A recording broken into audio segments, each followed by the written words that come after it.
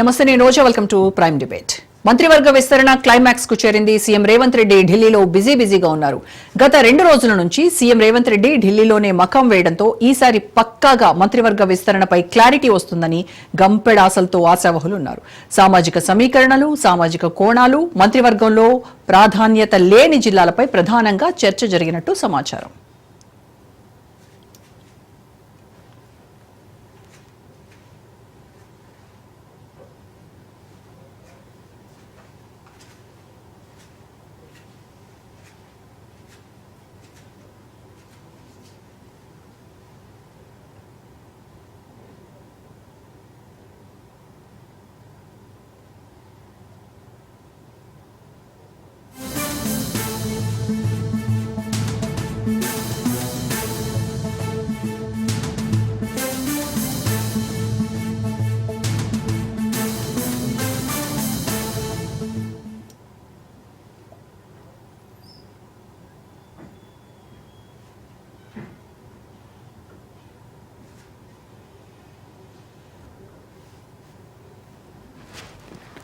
రేవంత్ రెడ్డి ఇప్పటికే కాంగ్రెస్ జాతీయ ప్రధాన కార్యదర్శి కేసీ వేణుగోపాల్ తో మంత్రివర్గ విస్తరణపై ఒక దఫా చర్చలు జరిపారు.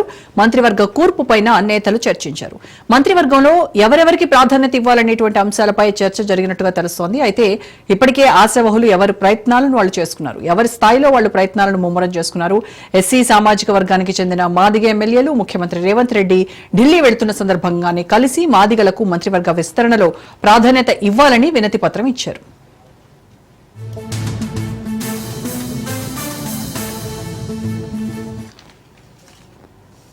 ఇక రంగారెడ్డి జిల్లాకు సంబంధించినటువంటి నేతలు రంగారెడ్డి జిల్లాకు మంత్రి పదవి ఇవ్వాలని ఇప్పటికే ముఖ్యమంత్రి రేవంత్ రెడ్డికి రిప్రజెంటేషన్ ఇచ్చారు. ఏకంగా కాంగ్రెస్ సీనియర్ నేత జానారెడ్డి మంత్రివర్గ విస్తరణలో హైదరాబాద్, రంగారెడ్డి జిల్లాలకు ప్రాధాన్యత కల్పించాలని జాతీయ నాయకత్వానికి లేఖ రాశారు. కొంతమంది ఆశావహులు ఏకంగా మీడియా ముందుకొచ్చి తమ జిల్లాకు మంత్రివర్గ విస్తరణలో ప్రాధాన్యత ఇవ్వాలి, లేని పక్షంలో ఎమ్మెల్యే పదవికి కూడా రాజీనామా చేస్తామని మల్రెడ్డి, రంగారెడ్డి లాంటి నేతలు హెచ్చరించిన సందర్భాలు కూడా ఉన్నాయి.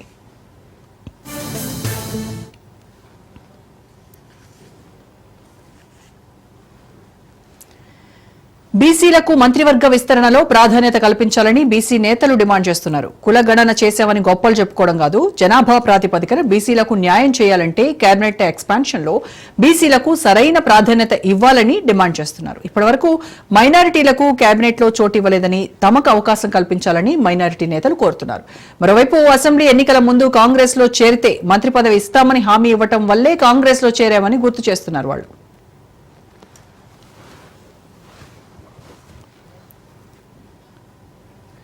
ఇక మరికొంతమంది మంత్రి పదవులు ఆశించిన ఆశావహులు ఏఐసీసీ పెద్దలు ఇచ్చినటువంటి హామీని నిలబెట్టుకుంటారనే నమ్మకం తమకు ఉందని శాసనసభ ఎన్నికల ముందు బీజేపీ నుంచి కాంగ్రెస్ లోకి వచ్చిన నేతలు చెబుతున్నారు.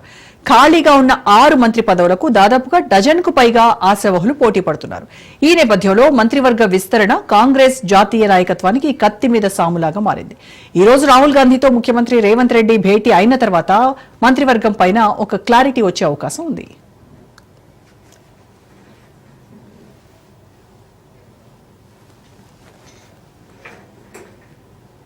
రాష్ట్రంలో మంత్రివర్గ విస్తరణ ప్రాధాన్యత, పోటీ పడుతున్న ఆశావహుల లిస్ట్, వారి బలాబలాలను కాంగ్రెస్ అగ్రనేత రాహుల్ గాంధీకి రేవంత్ రెడ్డి అందజేయనున్నట్టు తెలుస్తోంది. సామాజిక వర్గాల వారీగా నేతల బలాల పైన కేబినెట్ విస్తరణ ఉండేటువంటి అవకాశాలున్నట్టు గాంధీ భవన్ వర్గాల్లో చర్చ జరుగుతోంది.